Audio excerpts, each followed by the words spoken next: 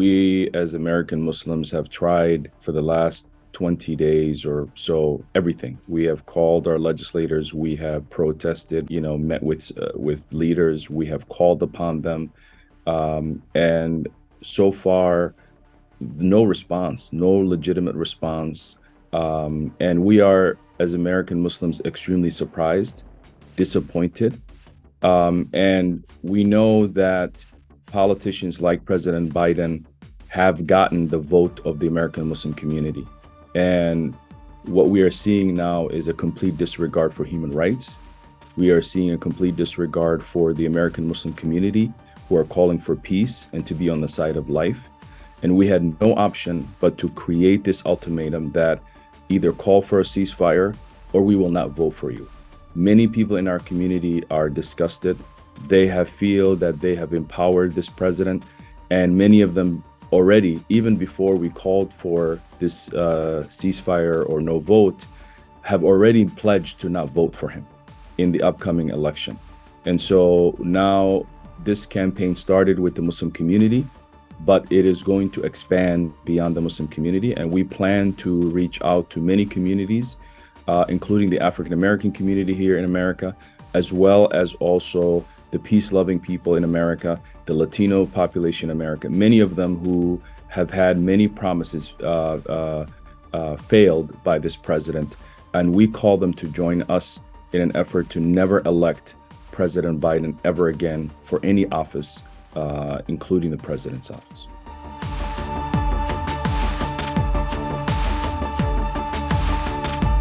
We are absolutely shocked, dismayed, and heartfelt by every bomb that is dropped in Gaza today. What's happening in Gaza has never happened before. For 2.2 million people to be in a state of war, and for all of the civilians to be denied water, food, electricity, and also ultimately denied the ability to even escape the war. Nowhere is safe in Gaza. They're bombing every part of inch of Gaza. What is happening in Gaza for American Muslims is something dear to us. It is something that we are sleepless, we are worried, and we feel the brunt of responsibility because we are American Muslims and we have an ability to persuade this government. So we are looking forward to do everything possible. We are with the brothers and sisters in Gaza, and we will do everything to our power to make sure that this government that we call our own government is responsible and has blood on their hands as many children and families are killed today in Gaza.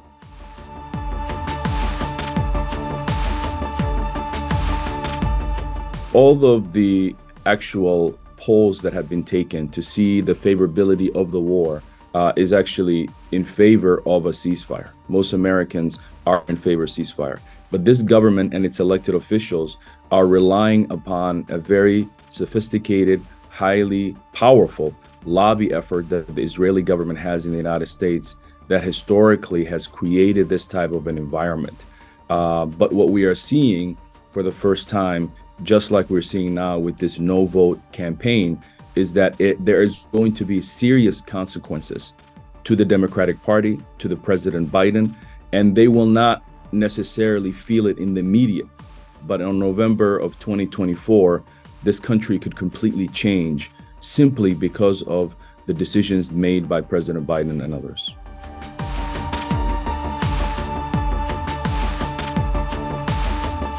American Muslim vote is a critical vote. And many people need to understand that in America, we don't have a popular vote, meaning that every vote counts the same. It doesn't. Every vote counts differently in each state. And so you need to win all the states. You cannot just win the popular vote. So American Muslims are extremely powerful in that way. There are about 6 or 7 states where Biden won in a very, very close percentage. And in most of those states, including Michigan, where there's a large Arab community, the percentage that President Biden won is actually the same size or equivalent to the number of Muslim voters. In Minnesota, for example, where I'm at, in 2016, Hillary Clinton won the state of Minnesota with less than 30,000 votes. The Muslim vote in Minnesota is close to 50,000 and growing. We're not only going to engage the Muslim vote, but we're also engaging others who historically have voted for the Democrats. So elections in America are very tight.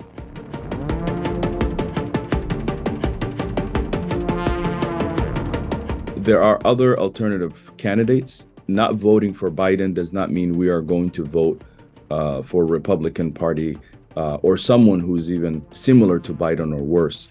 But what we are going to do is make sure the Democratic Party and other parties understand to win elections in this country, you do need the Muslim vote. And therefore, you have to respect the issues that Muslims care about. And this issue is beyond Muslims. To take care and think about the children of Gaza today and the families and everyone who's being killed and murdered through this campaign.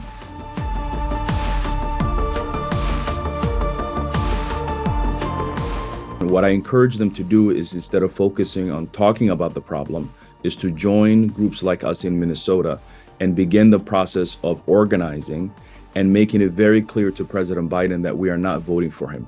Today, we will be announcing the next step of our campaign, which is called Abandoning Biden.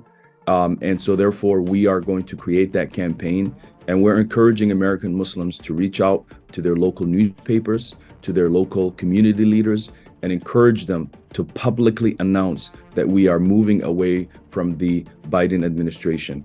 That is the step that we need to do. In fact, it's one of the most interesting things. We have protested. We've done a lot of things, and we haven't even received a clear response from these people. The moment we declared that we are going to not vote for Biden, we started to receive calls, and people were concerned because they understand the power of elections and they understand the power of what that. So I encourage the American Muslim community specifically, who are worried and frustrated and feel that they are somewhat also responsible for what is happening in Gaza, that you can stand up now and be organized as a community and recognize that in the United States we have power. We need to use that power.